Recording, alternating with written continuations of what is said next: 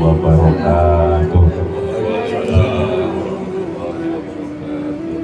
Alhamdulillahirabbil alamin wa bihi nasta'inu ala umuri dunya waddin. Allahumma sholli ala sayyidina Muhammad wa ala ali sayyidina Muhammad. Bapak Ibu, majelis Kanwil mengaji judulnya nih ya, yang sama-sama mengharapkan barokah dan ridhonya Allah Subhanahu wa Ta'ala. Yang pertama dan paling utama, kita bersyukur kepada Allah Subhanahu wa Ta'ala pada pagi hari ini kita dipilih dan terpilih menjadi hambanya yang kemarin Pak Kakak Kanwil menyampaikan wasari'u ila magfirah, bersegera menghadiri seruan panggilan untuk Kanwil mengaji. Kita yakin bahwa di grup itu kalau nggak boleh dibilang semua, sebagian besar membaca undangan Kanwil mengaji. Tapi yang hadir alhamdulillah ya. Panitia sudah menyediakan kuenya banyak. Tapi kembali lagi, ini adalah syukur kita kepada Allah Subhanahu wa Ta'ala. Ternyata Allah kasih waktu yang sama, tempat bekerja yang sama, dan lain yang sama semua. Tapi kita bertanya, kenapa kita yang hari ini bisa hadir di tempat yang mulia ini? Nah, ini adalah sebuah karunia besar untuk saya dan Bapak Ibu semuanya. Oleh sebab itu kita bersyukur kepada Allah Subhanahu wa Ta'ala. Yang kedua, mari kita senantiasa memanjatkan sholawat kepada baginda Rasulullah SAW dengan kalimat yang mudah, pendek, Allahumma sholli ala Muhammad wa ala ali Muhammad. Kenapa ini harus senantiasa kita ucapkan dan bahkan kita perbanyak? Karena Allah sendiri memerintahkan, innallaha wa malaikatahu yusholluna 'alan nabi ya ayyuhalladzina amanu shollu 'alaihi wasallimu taslima. Jadi sholawat ini ibarat lampu dengan saklar. Ketika saklar dinyalakan, maka lampu akan menyala. Nah, ketika kita menyalakan sholawat ini, maka dengan keimanan kita yakin sampai kepada baginda Rasulullah SAW. Dan bahkan dikatakan di sana dalam hadis, ketika kita bersalawat sekali, maka Rasul akan membalas 10 kali. Oleh sebab itu, kita senantiasa memperbanyak salawat ini, yang tentunya akan menyalakan cahaya yang terang nanti di pada mahsyar. Ya, Rasul akan mengenali kita, umatnya, bagi siapa saja yang sering mengucapkan salawat ini. Nah, Bapak Ibu hadirin jamaah Kanwil mengaji yang dirahmati Allah Subhanahu wa Ta'ala. Yang pertama, yang kedua, yang ketiga, saya mohon maaf nih. Saya di depan bukan karena ingin, tapi ditunjuk nih sama Pak Jati. Bukan saya karena pinter, enggak ya. Bukan karena lebih, enggak insya Allah, tapi karena ditunjuk gitu ya. Jadi siap, katanya orang Bea Cukai itu nggak pernah mengatakan enggak. Walaupun apa kondisinya, siap. Ya, setelah saya baru nanya, apa Pak? Nah, itu. Yang penting siap dulu ya. Siap ke Indonesia Timur, siap. Caranya gimana Pak? Nah, itu kan. Yang penting siap dulu. Dan itu baik. Baik untuk kita. Makanya di dalam agama kita pun begitu. Ketika Allah perintahkan, maka jawabannya adalah sami'na wa ata'na. Bukan sebaliknya, di dalam Al-Baqarah dikatakan sami'na wa aswaina.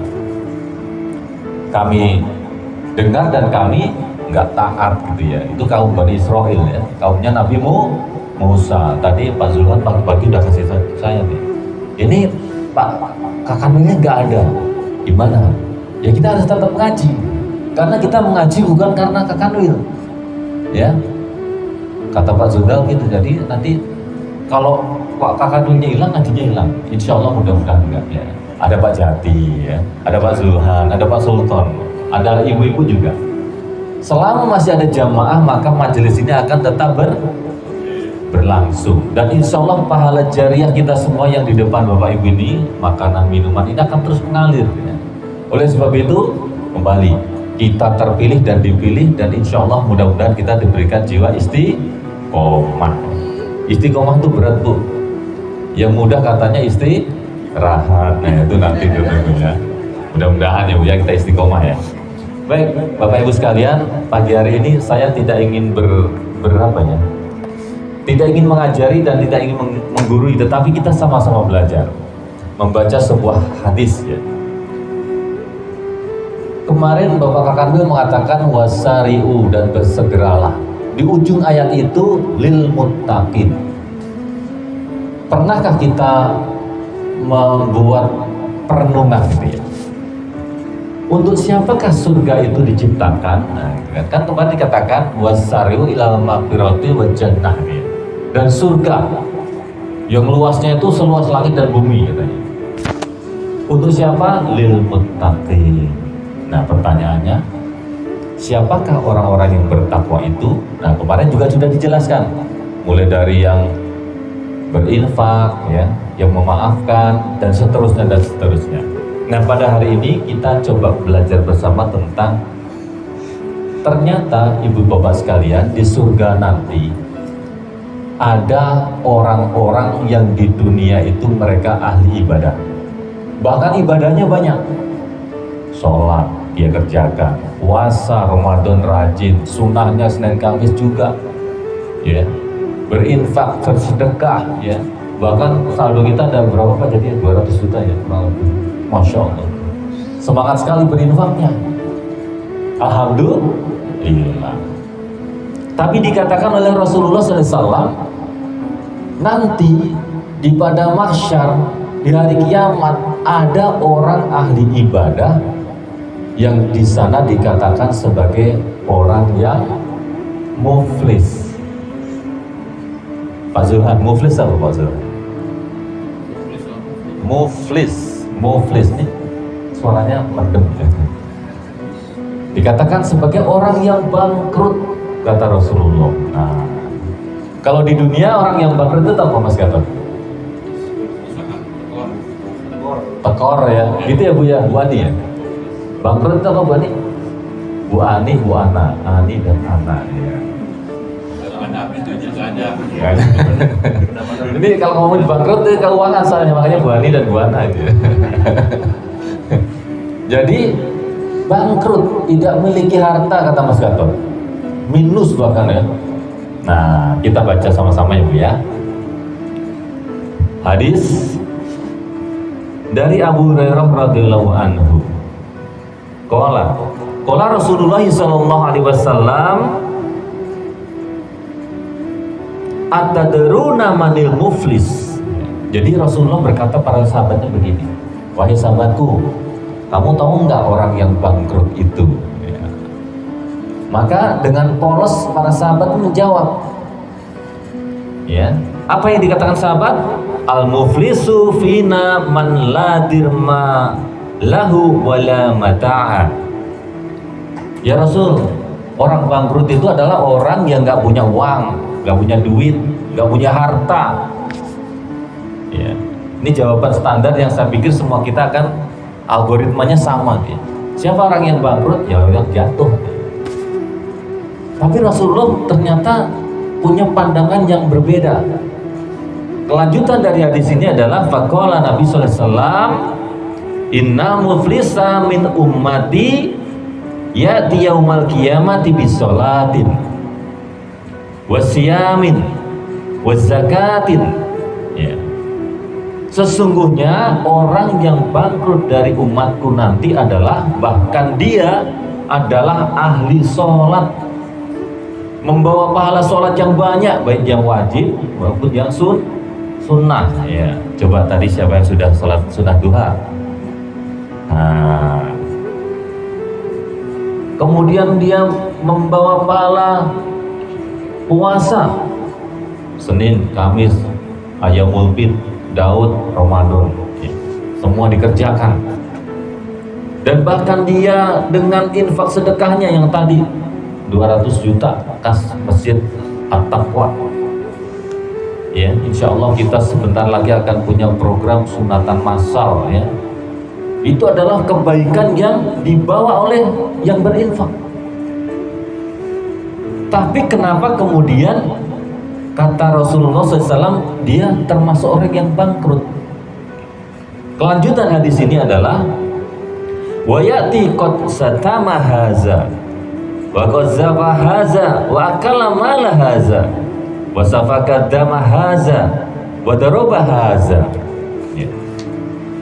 Wa yuta haza min hasanatihi wa haza min hasanatihi. Kelanjutan dari hadis ini adalah bahwa orang yang di dunia dia adalah ahli ibadah dengan banyak melakukan amal soleh tadi, tetapi pada saat di yaumil mizan, yaumil mahsyar, yaumil hisab, kemudian datang orang-orang belakangan berkata, ya Allah, saya nggak rela sama si fulan, si fulanah. Memang dia sholat ya Allah, tapi dia mulutnya pedes, sering menyakiti orang, kalau berjanji diingkari dan seterusnya dan seterusnya. Maka Allah Subhanahu wa Ta'ala yang adil, maha adil itu kemudian membagikan kebaikan daripada ibadah sholatnya itu kepada orang-orang yang datang menuntut. Ya. Sampai kemudian pahala sholatnya habis, diambil pahala puasanya. Masih datang orang-orang menuntut, ya Allah, aku pernah dizalimi sama si fulan. Pahala puasanya pun habis, diambil pahala sedekahnya, dan seterusnya sampai kemudian habis pahala amal kebaikannya itu. Ternyata masih datang orang, ya Allah, aku tuntut dia karena dulu dia pernah memukul saya, pernah mengambil harta saya, dan seterusnya.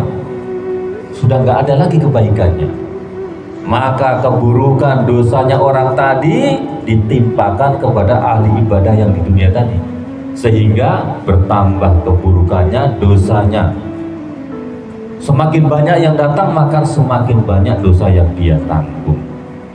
Nah, itulah kemudian yang dikatakan oleh Rasulullah sebagai orang yang bangkrut. Nah, Bapak Ibu jamaah rahimahullah, sebuah hadis yang di awal sangat luar biasa menggambarkan baiknya seseorang ahli ibadah di dunia, tetapi dia lalai untuk menjaga amalan-amalan kebaikannya. Bukankah kita hari ini hidup di dunia digital, informasi yang berkembang bergerak begitu cepat? Tanpa kita sadari, seringkali hal-hal yang tidak kita butuhkan, tidak berhubungan dengan kita, tapi kemudian kita mengomentari, bersuuzon, berprasangka tidak baik dan seterusnya. Dan ini adalah potensi besar yang akan menggerogoti pahala kebaikan amal ibadah kita lakukan tanpa sadar. Rasulullah SAW mewanti-wanti kepada umatnya, man amana billahi wal yaumil akhir, barang siapa dia beriman kepada Allah dan hari kemudian. Nah, di sini hari kemudian itu adalah hari hisab tadi, yaumul mahsyar, maka falyakul khairat aw liyasmut, maka hendaklah ia berkata yang baik-baik saja, atau kalau tidak mampu dia diam. Nah, Bapak Ibu rahimahumullah, hari ini dengan digital mungkin kita tidak berkata, ya, tapi jari kita yang bekerja. Pagi ini saya membuka HP, membaca berita tentang pegawai pajak di jam kerja makan minum di kafe. Ya, beritanya itu ya, kita semua udah baca.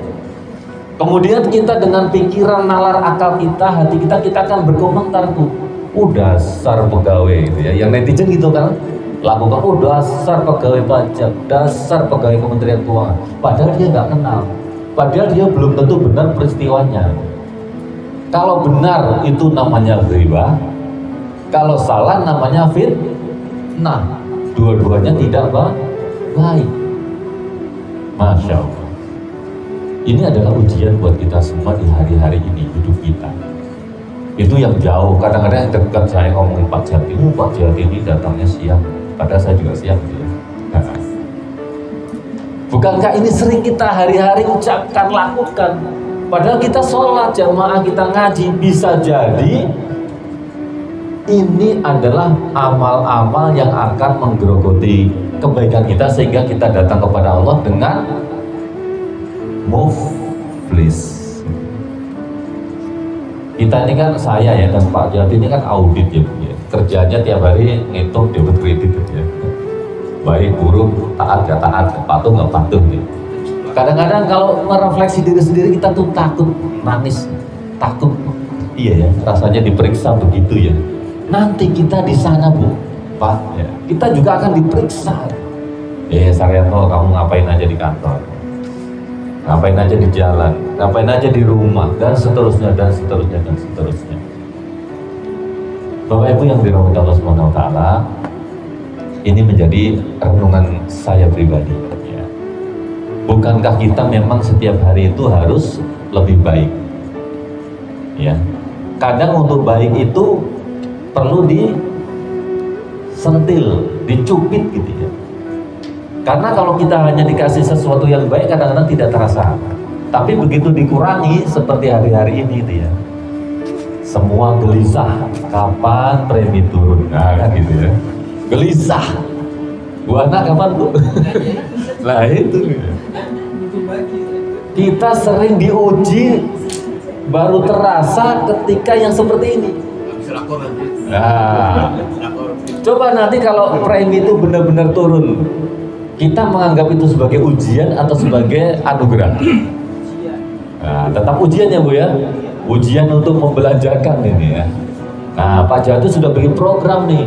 Mau bikin sunatan massal, mau bikin donasi pendidikan, mau bikin, banyak rencananya Pak Jati sudah nih. Nanti akan ditodong sama jamaah sekalian. Silakan berinfak ya. Kasih amplop, suruh ngisi ya. Itu ujian Bu. Kalau kita yakin bahwa itu kembali kepada kita, pasti kita akan ngasih yang terbaik ya. Pasti ngasih yang terbaik. Dan pasti akan bersegera menyambut program-program itu ya. Kemarin Pak Jati sudah perintah ke saya, Pak Santo, bikin untuk penggalangan dana solidaritas Palestina. Siap, saya sudah bikin nota dinasnya. Tapi Pak, hilalnya nggak muncul-muncul, ini gimana ini? Kemarin saja donasi dalam rangka hari uang udah dibikin kotak gede ya Pak Jati. Saya lihat, wah isinya penuh dengan angin, dengan udara penuh. Tapi saya yakin kan kata kemarin, bersedekah tidak harus dengan uang kan, cukup dengan senyum. Makanya kotak itu saya lihat cuma disenyumin terus. Saya lihat nggak ada isinya jadinya. Saya bilang ke Pak Jati, Pak, momentumnya kurang tepat Pak. Tanggal tua, premi janji nggak turun, ya sudah kita sabar. Mudah-mudahan ya Bu Ana ya, ada berita gembira nanti kita kasih lagi kotaknya. Baik, Bapak Ibu rahimahullah, itu tentang orang yang bangkrut. Kenapa saya membicarakan ini Bapak Ibu sekalian? Karena sekali lagi bukan saya sudah melakukan, bukan saya lebih baik, tidak. Tapi ini adalah refleksi pribadi saya. Kita ditugaskan di Kanwil Jakarta ini semua punya peran kebaikan. Ada di bidang fasilitas, ada di bidang pelayanan, ada di bidang pengawasan, ya. Manakala kita kemudian melaksanakan tugas kita itu, mungkin ya ada orang-orang yang kemudian dia mengangkat tangannya kepada Allah Subhanahu Wa Taala di dunia. Ya Allah, saya dijolimi oleh Bea Cukai, gitu. Pelayanannya begini begitu dan seterusnya. Maka kita harus hati-hati. Kita ini jadi pegawai merasa benar terus mungkin ya, wah melakukan ini sesuai ketentuan, sesuai ketentuan. Tetapi orang-orang itu bekerja juga ingin mengharapkan kebaikan dari pekerjaannya, yang seringkali berhadapan dengan kita sebagai pegawai pemerintah. Nah, apa yang dibutuhkan? Kita diajarkan hablum minannas baik, hablum minallah baik. Nah, ini adalah refleksi, jangan sampai kita rajin sholat, kita rajin zakat, kita rajin puasa, kita rajin mengaji, tetapi ternyata ada jeritan orang-orang yang pernah berinteraksi dengan kita, yang kemudian nanti akan datang kepada Allah menuntut kepada kita, ya, sehingga kemudian kita tidak memiliki apa-apa di hadapan Allah, ya. Bapak Ibu yang dirahmati Allah Subhanahu wa Ta'ala, mudah-mudahan ini renungan singkat dari kami buat pribadi saya sendiri. Mudah-mudahan mengingatkan kita bahwa potensi kita melakukan kebaikan itu juga sangat besar ketika kita menjadi pegawai negeri bea cukai seperti ini. Saya tidak pernah membayangkan saya bisa sampai ke Maluku gitu ya, dakwah di sana kalau tidak menjadi pegawai bea cukai. Ya.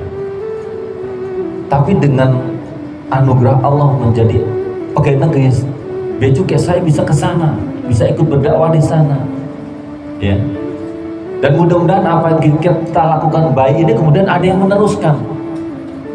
Alhamdulillah kita punya Kak Kamil, nggak tahu apakah sebelumnya sudah ada atau belum. Tapi dengan program Kamil mengaji ini, selama kita bisa istiqomah tadi, maka kebaikan itu akan terus menjadi apa ya? Seperti mengalir terus. Ya. Kan dikatakan kalau anak Adam meninggal itu ada 3 yang tidak akan pernah putus. 1, sedekah jariyah. 2, ilmu yang manfaat. 3, anak soleh yang mau mendoakan. Masya Allah. Kayaknya kita sudah 2 nih di dalam satu majelis ini. 1, sedekah pasti karena dengan infak, kemudian ada hidangan. Mungkin infak kita dibelikan sound system atau mic ini. Selama ini masih dipakai maka akan dapat terus. Kemudian ilmu. Kalau majelis Kamil mengaji ini nanti berlanjut, bahkan ketika kita sudah pensiun masih ada yang melanjutkan, ya, maka itu pun akan menjadi kebaikan yang terus mengalir, yang bisa menjadi penyeimbang dari hal-hal yang tidak baik yang tidak sadar kita lakukan. Dan yang terakhir, anak soleh, pastinya kita semua menghendaki anak-anak kita menjadi anak yang mau mendoakan kita semuanya. Ya. Baik Bapak Ibu sekalian, mungkin ini singkat, mudah-mudahan ada yang bisa diingat dan kemudian menjadi amal. Karena ilmu tanpa amal tidak ada artinya. Amal tanpa ilmu akan tersesat. Oleh sebab itu sedikit yang kita dengar kita amalkan itu jauh lebih baik, dan lebih baik banyak dan kita amalkan. Kebenaran datangnya dari Allah Subhanahu wa Ta'ala, kesalahan pasti saya pribadi mohon dibukakan pintu maaf yang seluas-luasnya. Demikian sebagai pengingat, mudah-mudahan bermanfaat. Kita tutup dengan doa kafaratul majelis. Subhanakallahumma wa bihamdika asyhadu an la ilaha illa anta astaghfiruka wa atubu ilaik. Assalamualaikum warahmatullahi wabarakatuh.